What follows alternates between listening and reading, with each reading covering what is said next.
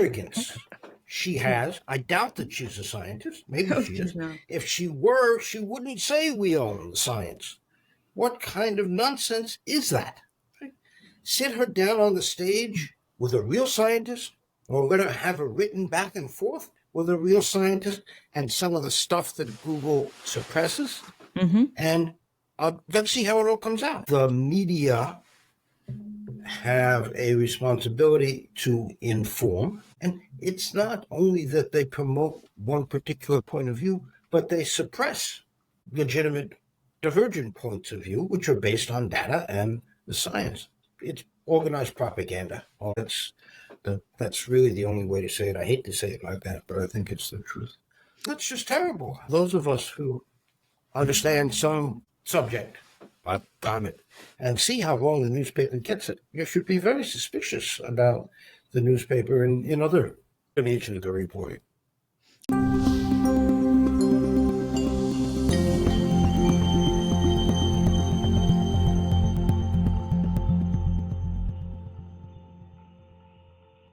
Hello and welcome to a special episode of You're the Voice. Today, I'm honored to collaborate with my friend, the legendary Tom Nelson, host of the Tom Nelson podcast, and together we host Stephen Koonin. Hi, Stephen. Hi. Hi, Tom. Hello. Thanks for being with me, guys. In a moment, I'll introduce both Tom and Stephen. Just before I do, please help this important conversation reach audiences by liking, sharing, supporting us, and subscribing to our channels.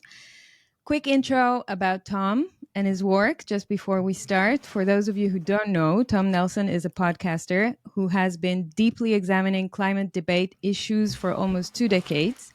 On his highly successful podcast, he interviews many climate skeptics on climate and energy realism, reaching, by the way, I checked, I saw that you're reaching 2 million views on YouTube alone, which is amazing. Tom says on his YouTube channel, there is no climate crisis. The earth isn't too hot. The weather isn't getting worse. Carbon dioxide is not the climate control knob. Tom recently produced the viral documentary Climate the Movie that Stephen took part in as well, directed by Martin Durkin. And we'll put a link in the show notes in case you haven't seen that documentary. We highly, highly recommend you watch it. How many people watched it, Tom? We don't know for sure, but definitely millions on many different platforms. Yes. Mm-hmm. Yep. All right, and now for our guest, Stephen Koonin. Stephen Koonin is an American theoretical physicist and former director of the Center for Urban Science and Progress at NYU, as well as a professor in the Department of Civil and Urban Engineering at NYU School of Engineering. In the past, he was the chief scientist of BP's oil and gas division, served as undersecretary for science in the Department of Energy in the Obama administration, and was the vice president of Caltech, one of the most prestigious scientific institutes in the world. Steve is the author of the book Unsettled, What Climate Science Tells Us, What It Doesn't, and Why It Matters, where he argues that while there are some basic facts about climate change that experts agree upon, the meaning of those facts is not so settled, and mainstream scientific studies do not support the notion that there is any kind of climate crisis at all. All right. Tom, do you want to take the first question with Stephen? Yeah, just the first one might be a short one. Stephen, what are your thoughts on the use of the term climate denier? Oh, I always say to people when they call me that, first of all, my great-grandparents were involved in the Holocaust, and there were several hundred people who were lost as a result of that. So the term is offensive to me to start with. But, more substantially, I ask people, what am I denying, right? Because everything I'm telling you is right out of the IPCC. CO2 enhances the absorptivity of the atmosphere. It's human caused.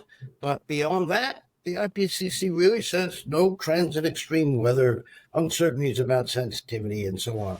So I like to refer people to the primary literature or the IPCC reports and ask them, what am I denying? Yep. Yeah, I've also in the movie you say that. It's crazy to see.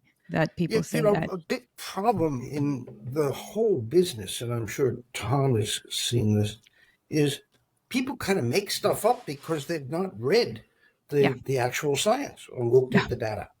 And so it's very easy to, imagine your own climate science, which is only very vaguely reminiscent of what the actual science says. Right. Very good.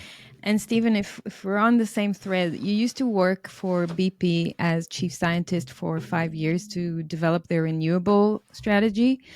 Critics claim your background at BP creates a bias as well as in the government. What would you say to that? It's absurd to dismiss anyone who actually has working knowledge of the energy business.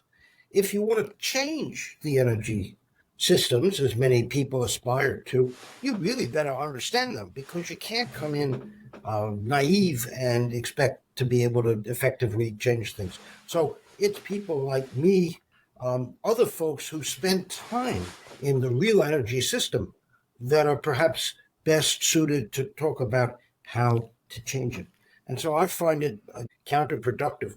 Also, the prominent names in the other side, if you like, the consensus, Ernie Moniz, Steve Chu, they all have experience in certainly advising the big energy companies, and I think are wiser for it, even though we will disagree, those guys and I, about the magnitude of the crisis and so on.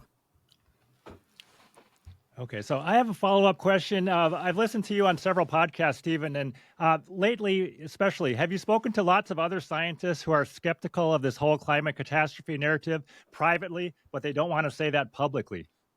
Yeah, it's both scientists who spend some time studying the material, even though they're not working in the field themselves, and other scientists who just hear me. And I think a lot of people are appropriately questioning of the crisis narrative. But you get clobbered if you stand up and say that. And by the way, it's not only the scientists, but it's decision makers in business, decision makers in government. You have a private conversation, it's a very different conversation than what they'll be willing to say in public. Do you think there might be some dynamic happening here where this whole thing could crumble pretty quickly once people like you start speaking out, and then more people say, well, he spoke out and now I'm more comfortable doing that? Yeah, I think that using the words crumble, I like to say starting to fall apart, but it's the same sort of thing. I think not only because the people are starting to become aware of the science, but the difficulties that we're seeing in the energy transition are causing people to say, tell me again why we're doing all of this. And when that happens, I think, as you say, it opens the door to having a more realistic conversation about what the actual threat is and what the challenges are in trying to change the whole energy system for the world. With great pleasure, I'd like to introduce my sponsors. They help me fulfill my mission of spreading truth, freedom, and sovereignty. You're the Voice is brought to you by Trezor, the original Bitcoin hardware wallet company pioneering the development of self-custody for crypto assets since 2013, empowering individuals with an open-source device, enabling beginners and experts to easily and securely hold their coins. I find my Trezor super easy to use and recommend it to my friends and family. Enjoy my 5% discount on Trezor products by clicking the link in the show notes and using the code EFLAT. Stephen, any thoughts on how speaking out against climate narrative can be a career killer for young working scientists today? Yeah, I'm glad you add the word young in there. The younger generation. Right. If you're at the later stage of your career, as I am, and many of the other folks I talk with are, you have a bit less fear about what it will do to your professional future. I think for the younger folks, the funding agencies are all bought into the narrative, and so it's difficult to get funding. It's difficult to get published. And so you see it sometimes in the subtle ways in which they write their papers or give their talks, and somehow manage to talk around the crisis narrative while still talking reasonable science. So I think for the younger folks, you have to be really careful.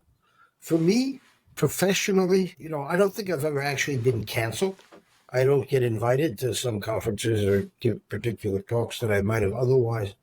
But I find actually it's connected me to a whole other set of people and disciplines that I would not have had I not spoken out. Just to add, talk publicly about it. You mentioned I'm at New York University these days. I'll actually be resigning New York University in September and joining the Hoover Institution at Stanford. So there's at least one quality educational institution who's happy to have me, even if I'm maybe not quite in line with what the consensus is. Okay, I saw an interesting quote from you, Stephen, in your book Unsettled. Quote, "I began by believing that we were in a race to save the planet from climate catastrophe. Since then, I've evolved to become a public critic of how the science of climate science is presented." End quote. Can you talk about how that evolution happened for you and when that happened?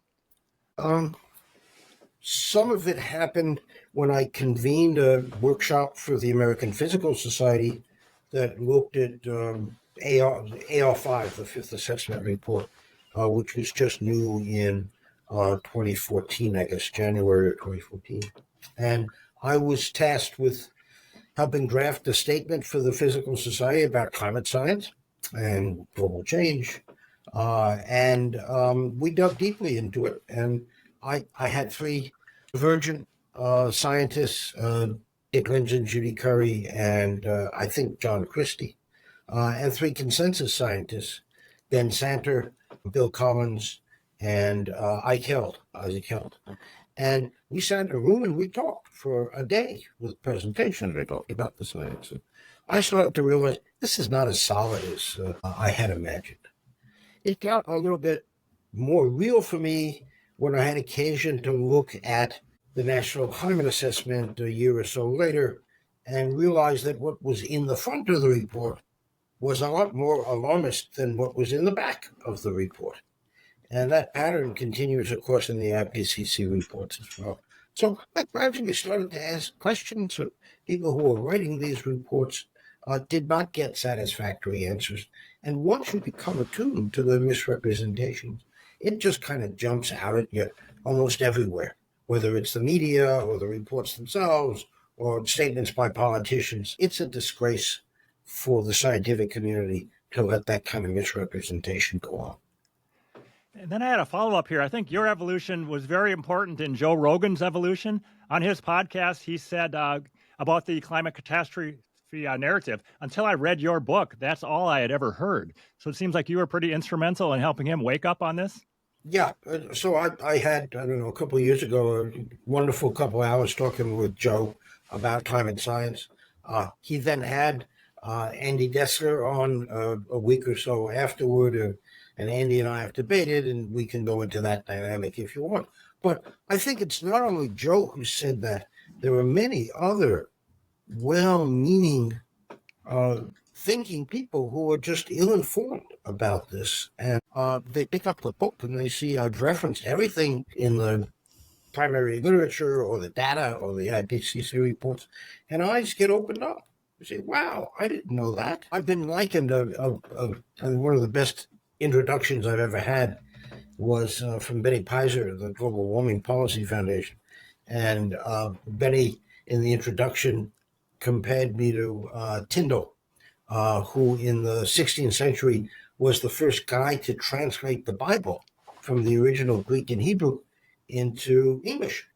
And it's all made evident to everybody what the Bible actually said. And so I'm in some ways the Tyndall of climate science, perhaps. So since you mentioned it, do you want to talk a little bit just about your debate that you had with Dessler and maybe the one also with Pilkey Jr. on net zero? Yeah. So the first, I've done 6 or 7 debates now, Oxford style, where there's a proposition, formal voting before and after, and so on. And the first one that I did was for the Soho Forum in Manhattan, now maybe 2.5 years ago. And it was Andy against me. And The proposition was we got to reduce greenhouse gases rapidly. That's what the science says. It was the first debate, so I was a little bit nervous. Of course, you get more comfortable with these things as they go on. But I think I presented a pretty cogent argument. Andy was all over the place. But I was kind of really annoyed with Andy because he was one of a dozen co-authors on a Scientific American piece that Naomi Oreskes had organized that wound up calling me a shill for the oil company, a crank nobody pays attention to, and so on. And toward the end, I confronted him with that article and said, Andy, do you really think I'm a crank? And he denied having seen the article first, having written it, so on. So it's just a symptom or signature of the quality of the scholarship and integrity that we've got in this discussion. I was really annoyed and disappointed. One of the more recent ones I did was with Roger Bilkey Jr.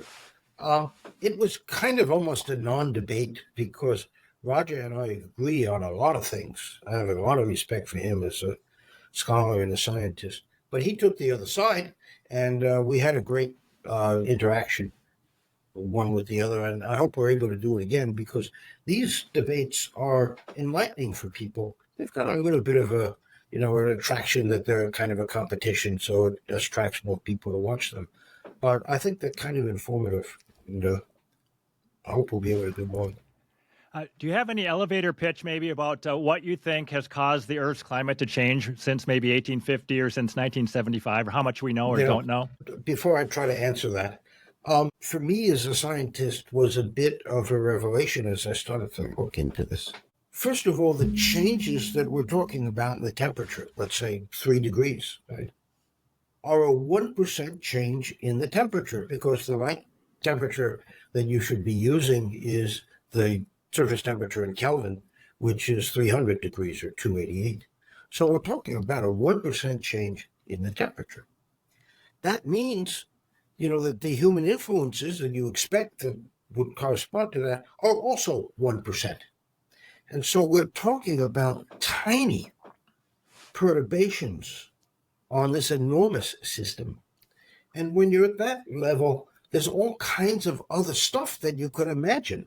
So aerosols we know are important beyond greenhouse gases, natural variability, the long-term cycles in the Earth's climate, solar insolation changes. You have to have all of those things under control before you can say, it's CO2.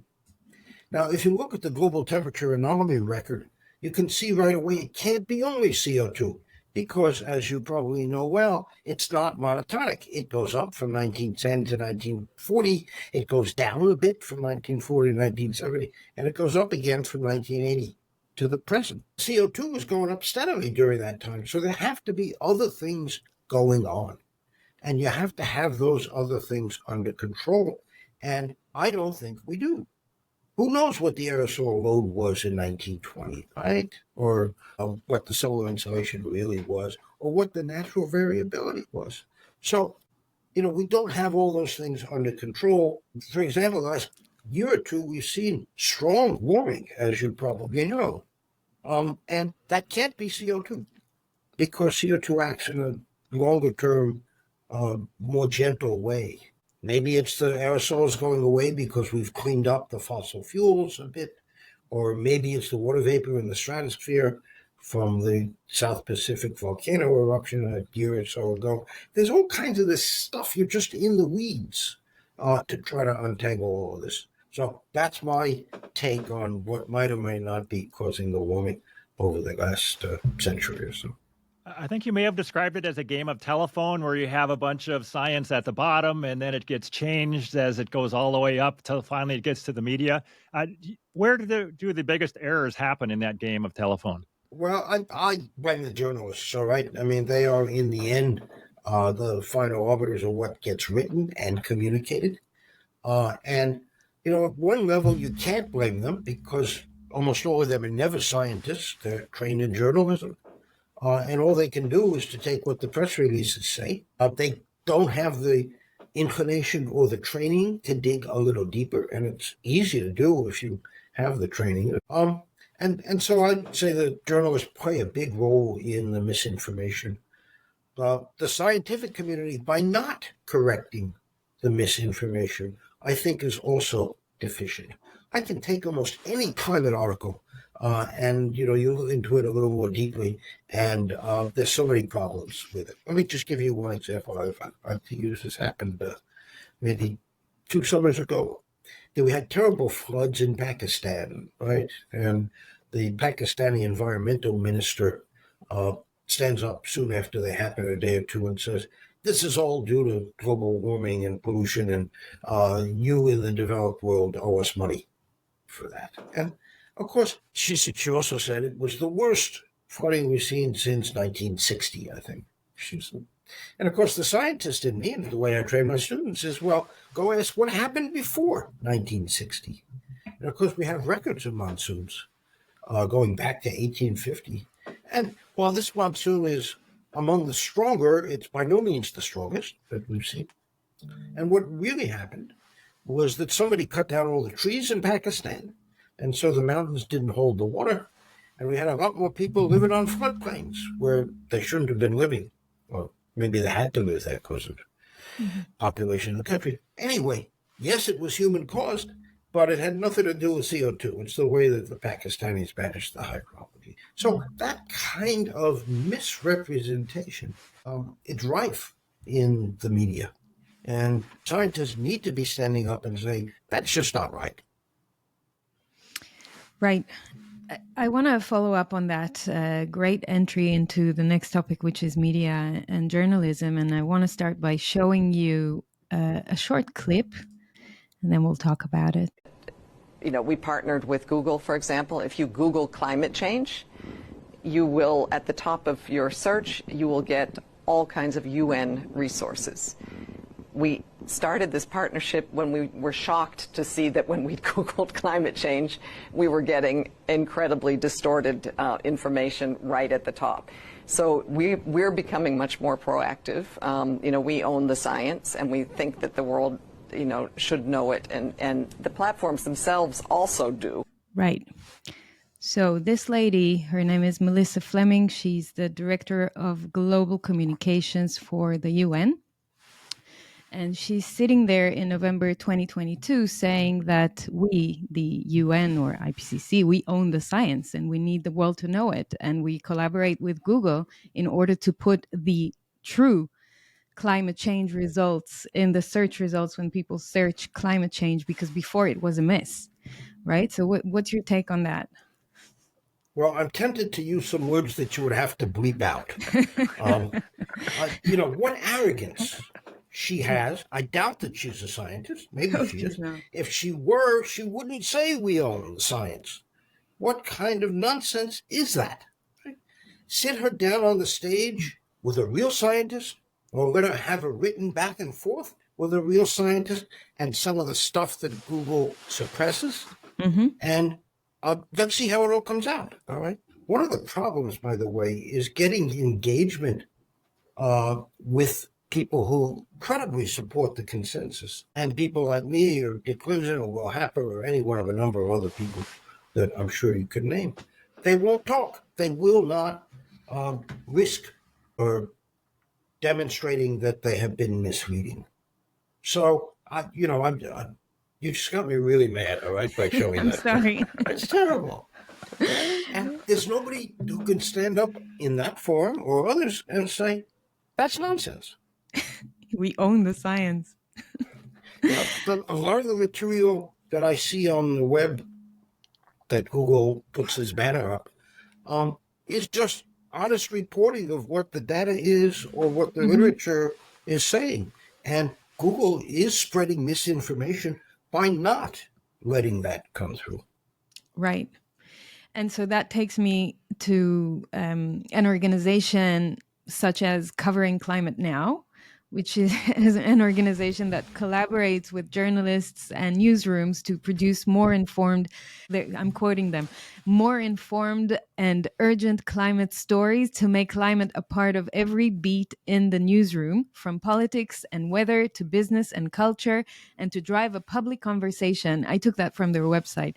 So what's your take on the media role in that kind of involvement? Yeah, look, the media have a responsibility to inform. Yeah. On the editorial pages, you can try to persuade, but there's a clear separation between those in quality media. Covering climate now blurs that distinction terribly. And it's not only that they promote one particular point of view, but they suppress legitimate divergent points of view, which are based on data and the science. And so in that sense, it's organized propaganda. All right? Mm-hmm. I mean, that's really the only way to say it. I hate to say it like that, but I think it's the truth. And that's just terrible. It makes you worry about other spheres of human endeavor and what the media are saying there as well. I tell a story. I'll tell an anecdote for a minute. Michael Crichton, who was a wonderful science fiction author after he stopped being an MD, spoke at Caltech and got to know people at Caltech pretty well. And he got to know one of the distinguished faculty there, Murray Gell-Mann, the guy who invented the word quark. He tells a story about what he calls Gell-Mann's amnesia. Crichton says, I'll read a newspaper, and I come to a story I know, let's say, in his case, show business. And he says, I realize how wrong they got it. And Murray might read this same paper and come across a physics story and realizing how wrong the article is. But then we both go on and read other articles in the paper and assume that they are perfectly informative. And he calls that Gell-Mann's amnesia. Mm-hmm. And so I think, those of us who understand some subject, like climate, and see how wrong the newspaper gets it, you should be very suspicious about the newspaper in other dimensions of the reporting. And I'm just following up on that. And do you have a clue of why it would be so aggressive, this propaganda? Is it to do with the funding? Part of it's the funding, part of it's fear of getting canceled. Part of it is playing to the audience. For better or worse, a good fraction of the population, particularly the younger people, have been convinced that climate is the most important thing that we've got to do in the next 30 years. And so that's what people want to see, clicks and eyeballs. And I suspect some of the journalists really do think, again, misinformed, that they are really saving the planet by trying to promote the story. Yeah, and speaking of cancellation, Climate the movie. When Tom and I spoke before the movie came out, we were preparing for it because we knew that the moment they will release it, it will be canceled. And lo and behold, when I put a tweet a few days before the movie went out, I then got a follow on Twitter from the BBC correspondent of climate change fact-checking or something like that. Yeah. That bloke, that guy, decided that I need to be monitored the moment I put the teaser for Climate the movie. And so I put a big screenshot of his profile on my on my profile and just called him out and said, welcome to my profile. Let's see what you're going to do. And then it started and the movie went viral. So, Tom, I would love to hear from you if you can say a few words about how the launch went and what kind of results and reactions you had from the film. Yeah, it was a very interesting rollout. We had in-person premieres in London and Amsterdam and in the DC area, and hundreds of people attended those. Then we rolled it out online, and I think the mainstream folks would like to cancel it, but we had it in so many different locations that they couldn't get rid of it. So right now, I think there's over 100 copies of the whole movie up all over the place on social media. There's lots of full copies on X, and it's on Substack and Rumble and all over the place. A lot of different people have downloaded their own copy onto their own hard drive, and then they've uploaded it to their social media. And they've done that with clips as well. So as we look around, we can just see millions of views of the full movie and of the clips, and a lot of people talking about it. It's been very good. I want to give a shout out to the Clintel people because they've been working hard doing subtitles. I think they are just hitting Yes. their 30th language of subtitles, just Hindi. They had a guy worked 10 days doing the Wow. Hindi subtitles. And that's a huge kind of a win for us because so many people will want to watch it with those subtitles. So it's been a really good rollout. It's great that X lets us talk freely about it. Facebook does not. They think it's misinformation, and they might threaten to take you take action against you if you share a link on Facebook or Instagram. But X has been okay. YouTube has left it up. We were wondering if they would actually just delete it, but it's still on YouTube, and we're Wow. getting views there. So yeah, and I think Martin Durkin deserves huge credit for the work he did on this movie. He did all the interviews, and he wrote the script, did the narration. He really knows what he's doing. And his Great Global Warming Swindle stands up to this day from 2007. And I think this movie is still going to stand up 10 years or more from now. So it's been fun. I'm glad I had a chance to be involved in some way. Yeah, I think the movie is very powerful. I've, shown it or had my many friends, colleagues look at it, including many who are not scientists. I think it's interesting and powerful, not because it gives an alternative to the consensus, but it indicates that there are several plausible alternatives and just gives people enough uncertainty in their minds to want to go look for themselves at some of the things that the movie raises. So in that sense, very powerful. So congratulations to you and of course to Martin for getting it out. Yeah, thanks for being in the movie. I have a follow-up question. In the movie, here's a quote from you. You said, if you want to qualify for money that's labeled climate, you take whatever it is you're doing and add a little bit of climate speak to it, and away you go. Can you talk about that funding dynamic? Yeah, this in the U.S. in particular, I can't speak for the U.K. as well, but certainly in the U.S., this administration has made climate the centerpiece of everything it's doing. And so I saw a paper recently, climate change and migraine headaches, all right? You can do it's climate affects everything, of course, and so it's wonderful that you can hook it up to all these other things and get your funding that way. It's just disgraceful. Okay, I want to touch on a topic which I hope you'll have some answers for me. It's about geoengineering, which is a topic that I started covering last year a little bit when there was a formal report that came out from the UN. It was a report about SAI, stratosphere aerosol injection technology, as well as different SRM technologies, solar radiation modification technologies. And I read the whole paper, about 40 pages. And it was basically an admission from the UN that these kind of operations projects are happening around the world without saying where exactly they're happening. And in parallel, at the same time, we're seeing citizens all over the world uploading images to social media all day, every day about, spraying in the skies. And people are noticing that something's happening. Plus, there are some past evidence about these kind of projects back from the 70s, and there were really old operations about it. But for some reason, it feels like it's all being hidden from the public. And lately, we saw the Dubai floods. There was really heavy rain there, and I was really surprised to see that the mainstream media reported that was due to geoengineering, to cloud seeding in Dubai that has been taking place for years.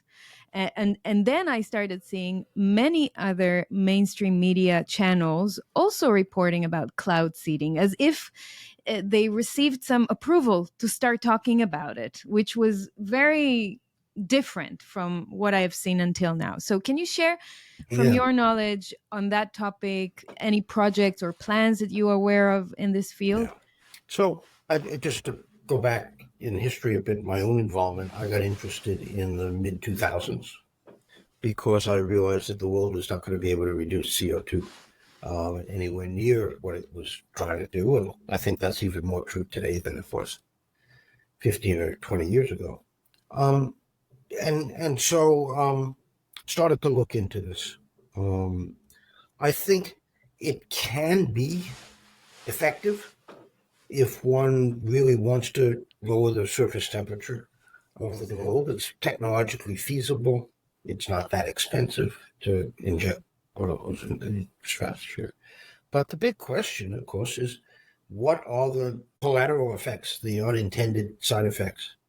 And once you start it, you have to keep going unless you can draw down the CO2.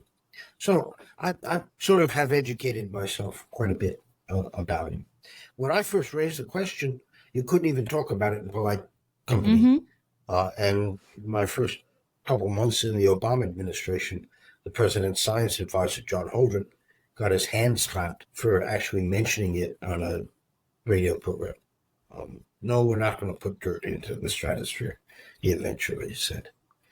My own sense is if you're a credible alarmist or a consistent alarmist, you have to be in favor of at least exploring this, because after all, it is one way you could avert a crisis, if there really were a crisis.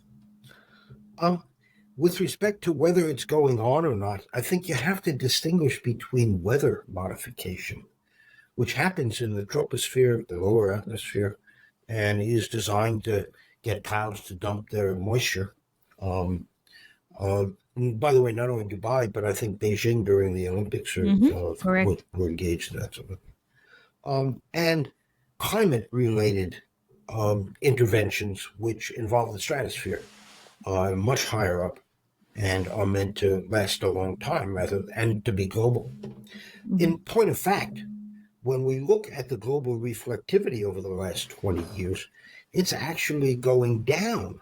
So it's like anti-SRM is going on. And presumably that's a natural phenomenon. We don't understand exactly why, but it's contributing perhaps to the stronger warming we've seen over the last couple of years. So we see no indication that people are putting aerosols intentionally up into the stratosphere. I happen to live I'm now in my house in upper New York State, and we're on a flyway for all kinds of aircraft, and so I routinely look up and see contrails. But I think the fact that this is being done deliberately is an urban myth, at least as far as I know. You never know what everything the government is doing, but I've never heard the government seriously talk about doing They are this. not. Well, actually, after this UN report, the Biden administration did talk about it, and they said I also covered it, Well, and they said yeah. that they are going to invest a lot of money in those kind of projects going forward. So that the UN report was kind of a knob that was turned, and after which some public discussion started happening. So it's funny because most people that are talking about this subject are being called conspiracy theories, while the UN is releasing information, the White House is releasing information, and now the mainstream media is releasing information. And the last thing I've seen was an TV item. I think it was CNBC about marine cloud brightening, MCB technology, and they're so proud of this MCB pilot project, right? And so they're revealing all of that to us while calling us conspiracy theories. Right.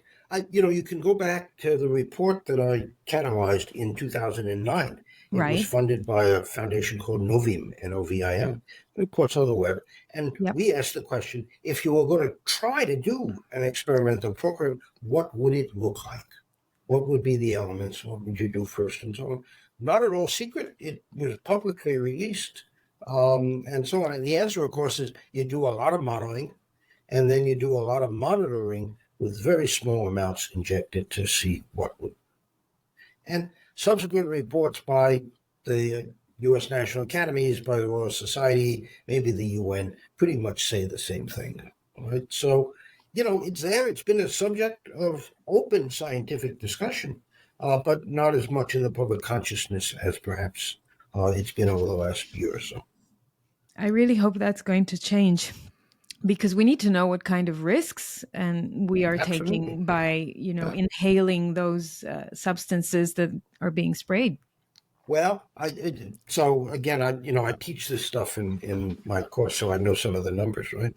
Please. So if you were to do it with sulfur Yep. and make SO2, the amount of sulfur you'd have to put up in the stratosphere is only 1/10 as much as we already put up in the troposphere. So it's a small increase in the amount of stuff up there that's already up there. What you worry about most is that not only will it change the temperature, which is what it's supposed to do, but it will change precipitation patterns. Mm-hmm. And so China will get a little bit wetter and India drier or whatever, right? And one has got to decide whether you really want to take that risk or not. And if you did, the liability lawsuits would be tremendous. So I'm not in favor of deploying it all, but, I think a good scientist, you want to know, do we have this in our back pocket if things should go really bad, which I don't think they will at all. But nevertheless, people talk about insurance. This is one kind of insurance to have. Do we really need this? I mean, aren't we? You spoke about hubris before. Is this not hubris? Are we not playing God here by trying to tinker with the weather? Yes, but, we're doing that already anyway. We're dumping aerosols and sulfates into the atmosphere. I'm not in favor of this at all. But with very low probability, you could imagine a situation where, gosh, I wish we had explored that. Right? So I think it's more a question of prudence than anything else. Okay. Tom, did you want to add anything? Not on this. I have a couple other unrelated questions if we have Yep. time. Yeah. Go ahead. Stephen, you mentioned, I think, red team, blue team approach back a while back. Is there any chance of that being revived in a potential new term of a new president? I think, of course, it depends on who the president is. There's no way that the Biden administration, either this one or the next one, if there is one, would touch that. Just no way. The ethos is do not engage with serious critics. And by the way, the critics are not so much necessarily of the science, but the way the science is presented and discussed, as much as it is about the sciences. I think the first Trump administration was mostly favorably disposed to try to do an adversarial review. In the end, it never happened. But I think if there is a second Trump administration, they'd probably be open. So we shall see. I would, independent of who the next president is, I would be pushing for that. Let's hope that we can do that. There are more than a few people who would be willing to support a non-governmental red-blue exercise. I mean, Intel did something like that. The problem is you can line up the red team pretty easily. It's very hard to get a credible blue team, namely someone who would respond to the criticisms in a substantive way. That's the problem. When we had gotten close in the first Trump administration, I had lined up the national academies and got them to say, if the White House came to them and said, please tell us what's wrong with this criticism, that they would respond. But as I said, we never quite got to do it. But that's not a pie in the sky thing, right? It's something that is done on other subjects. It's a great way to approach subjects. If I'd like to think about it most in the context of engineering. If you're, and I know this from my exposure to JPL and NASA, if you're going to build $1 billion spacecraft that's going to go to Mars and bring back a sample or whatever, right? You have a design team, an engineering team that creates the design, and then you bring in 3 or 4 experts and you ask them, tell me what's wrong with this. And they'll write a detailed report, and then the home team will respond and so on. And so the decision makers get a pretty good sense of just how solid everything is. That's never been done with respect to these assessment reports at all. The consensus, the establishment argues this happens in the peer-reviewed science, and to some extent it does, of course. But the assessment reports is very different than writing a research paper, because the adjectives matter. You emphasize one thing versus another. You leave things out. You hide things in the back of the report, and so on. So I think it would still be very productive to do that. Well, there are organizational and human difficulties in trying to bring it about. Okay, I have an unrelated question I really wanted you to weigh in on. On a podcast recently, Gavin Schmidt said that the ice cores have annual layers until about 50,000 years ago, something like that. Is he correct? Because I thought the whole idea was that we have ice cores going back 800,000 years, and we can tell how much CO2 there was out there 800,000 years ago. Yeah, we do. He may be referring to the fact that when you go deeper, the layers get compressed, and it becomes hard to resolve at the annual scale. And so maybe you can get decadal averages are difficult to get year by year. That may be what he means. Do you believe in this idea that you can trap a bubble there and leave it for 800,000 years and compress it and it still has the same composition it had on day one? Yeah, of course, people worry about that. You or I are not the first person to worry about that.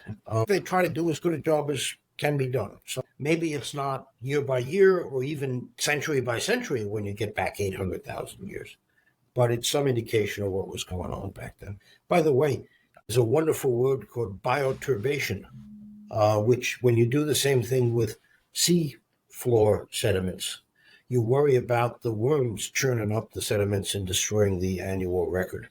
And that's called bioturbation. I did not know that. My last question was, what was it like hanging out with Richard Feynman? I think you said in your book maybe that you played bongos with him. What was that? So when I first came to Caltech as an undergrad, I took a course in the first year or maybe second year, I can't remember, with a guy named Bob Layton. Bob was a wonderful experimental physicist at Caltech. Many achievements to his credit. His son, by the way, Ralph Layton, is the guy who wrote the Feynman books, Surely You're Joking, and so on. So Bob, Caltech being the kind of place it was, would sometimes have the class, there were only about 15 or 20 of us, over to his house for a barbecue or something like that. And on one occasion, this guy, Feynman, walks in. And after a couple of drinks, I'm not sure we were all allowed to drink, but anyway, he starts pulling out the bongos, and of course I had a chance to see. Great fun. Later on, when I was a faculty member, Dick lived 2 doors down from where we lived in Altadena. So I would see him occasionally. One more Feynman story I'll tell. I was an undergrad at Caltech and was sent away to MIT to go learn nuclear theory, and then the expectation was I would come back as a junior faculty. And of course, when you get hired, or in the hiring process of a faculty member, you got to give a talk. You got to give a seminar. And so January of 1975, I'm a grad student at MIT in my 3rd year, and I'd come back to Caltech to give the big weekly physics talk. This is in a big room. It holds a couple hundred people. I had often sat there as an undergrad way up in the back. And then now I'm down in the front giving this talk. And of course, all the old guys are sitting in the front as usual, Dick Feynman among them. And I get about 10 minutes into the talk and I'm explaining something and says, Dick says in his book, I don't understand that. Can you explain it? And I tried. 5 minutes later, he puts up and he says, that's wrong. I still don't understand it. And, okay, I figured I was sunk at that point. So I managed to get through the rest of the talk. And when the talk is over, the audience is dispersing. Dick bounds up out of his front row chair and says, I was just testing you. You did fine. So he was that kind of guy. And you held up. Yeah, I held up. We have physics, and to some extent, many of the sciences have lost, in my opinion, that kind of pungent character. We have become too genteel and polite. We're afraid to challenge one another the way we used to, particularly the younger people. Maybe that's a societal shift, but I think we have lost something for it. Right. So that gracefully leads me to my last questions. In the film, in Climate the movie, you said, I see my job as a scientist as just laying out the facts and letting people decide what they want to do.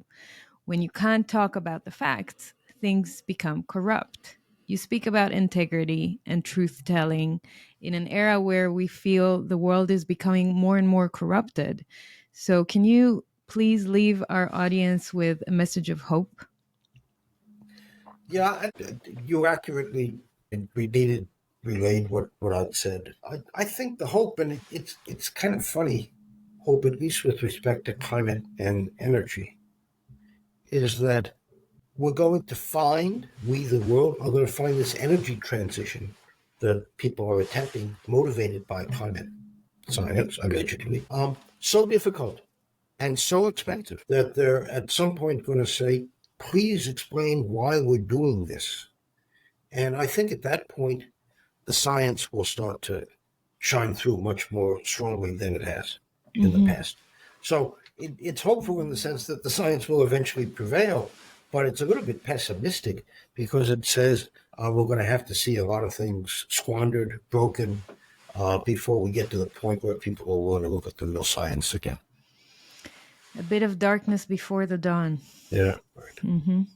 Tom, You can only hope that it doesn't get too dark before the dawn breaks, right? Of course, I'm with you. Tom, any last comments?